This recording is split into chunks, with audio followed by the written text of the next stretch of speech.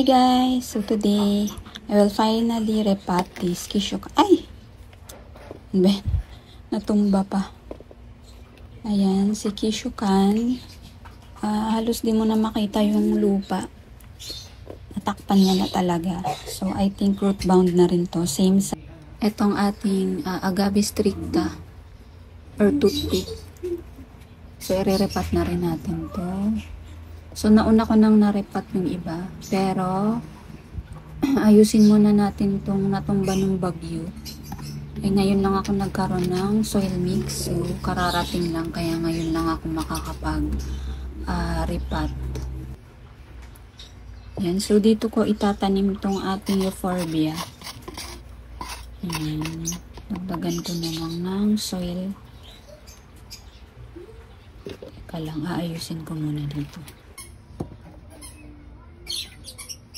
Euphorbia to na na variegated. Nabili ko lang to sa sa grocery store dito sa amin.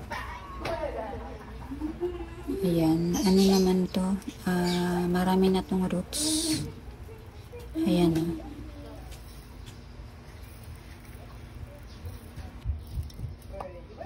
Ayan, okay na okay yung roots niya, marami. So dito ko na lang siya i-repat sa mas malaking pot. Kasi liit ng pot niya. Ngayon, dagdagan ko na lang ng soil.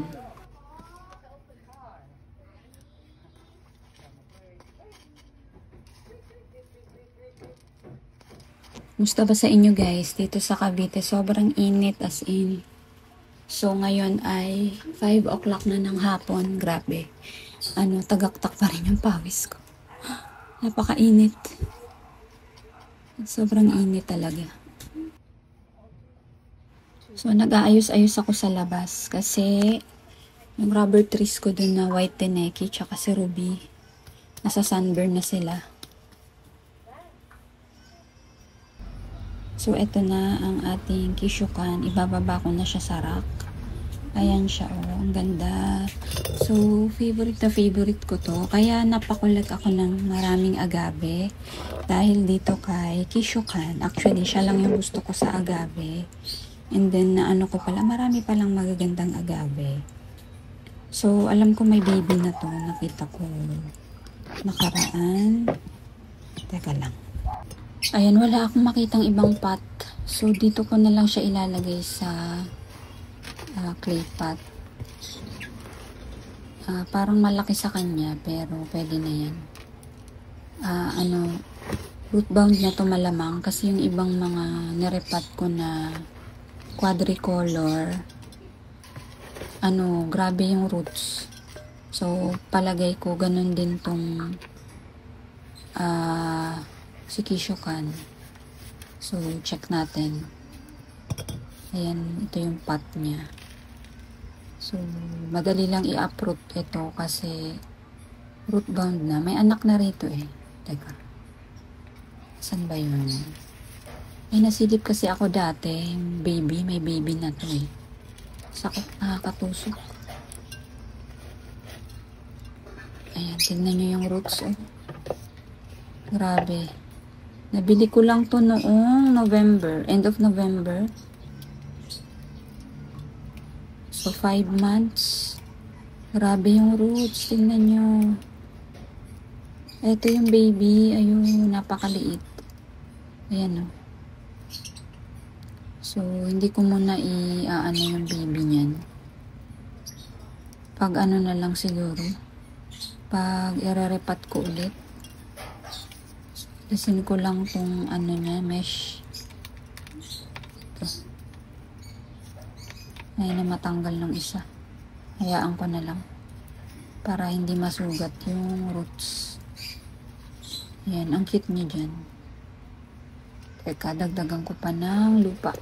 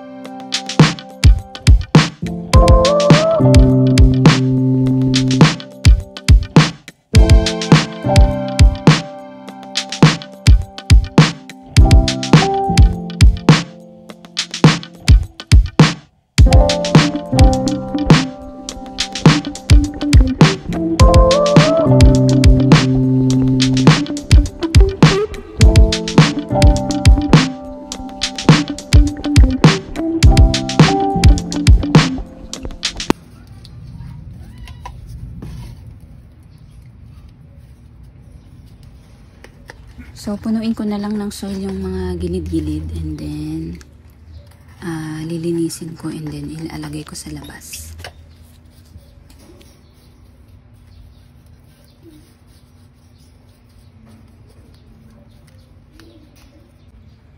And binabrush ko lang yung mga leaves na natabunan ng lupa.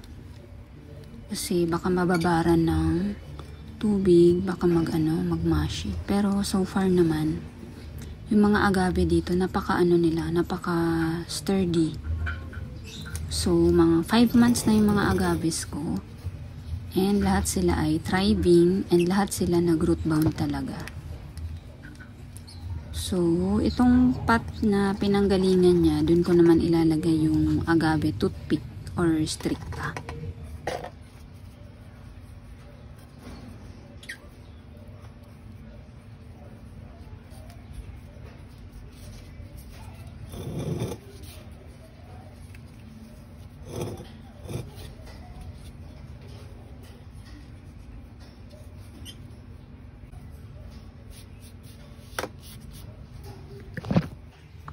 Ayan, done na tayo sa kishukan. Ayan, napakakit niya dyan sa pot na yan.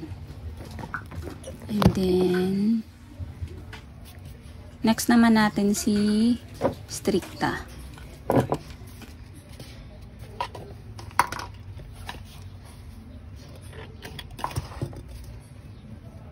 Ito yung pot ni kishukan kanina. Dito ko lalagay si toothpick. Nagre-recycle lang ako ng mga mesh tape. So, pag may mga mesh tape kayo, huwag nyo tapon. Magagamit pa yan. Ito yung ugat niya. Naglalabasan na eh. So, ayan. Ang cute nito. Hindi ko tatanggalin ang mga babies niyan. Kasi pag lash na siya, ang cute niya tingnan. Ang soil ko pala dito, same pa rin dun sa aking mga succulents. Actually, general, ko talaga to. Pag succulents, mas maraming pamis. Pag ornaments naman, mas marami yung ramgo. So, CNS with ramgo and rice hull to. Ayan, ano na rin to. Puro ugat na rin to.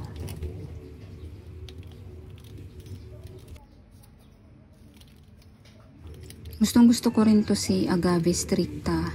Kasi para siyang, ang cute niya, basta ang cute niya. Lalo pag na to, lumaki. Pabilog kasi siya, natusok-tusok. Parang parang porcupine. Ganun. So gustong gusto ko siya. Yan, excited pa akong to. Lumaki yung babies, dumami yung babies. Napaka-cute niya pag ang laki niya. Mas dinidiligan ko rin to kumpara sa ibang agave kasi yung tips nito madaling mag-brown, parang nagda-dry. So mas dinidiligan ko siya, parang every other day yung dilig niya. Tas yung ibang agaves naman 3 to 4 days. Ito every other day.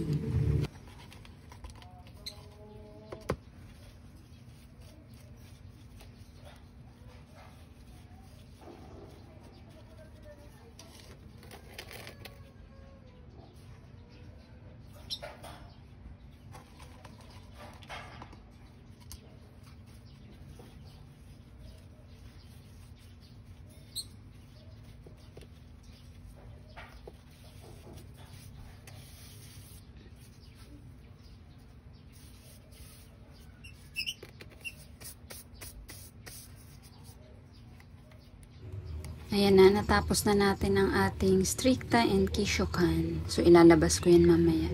Ito pala guys, yung white teneki ko. Ayan nagkakaganto. Ayan, nagbabrown.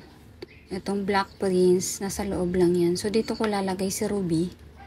Para dyan silang tatlo. Ito na, pinasok ko na si ruby. Ayan ang ganda niya Nagpipink talaga. And kaso nga yung baba, ayan. Nagbabrown. So, dahil summer, dito na lang muna sila sa loob. Ang compact pa naman nila nung nilabas ko. Ayan ang compact. So, continue ko na lang tomorrow guys yung arrangement ko sa labas. Please don't forget to like, share, and subscribe. Happy weekend!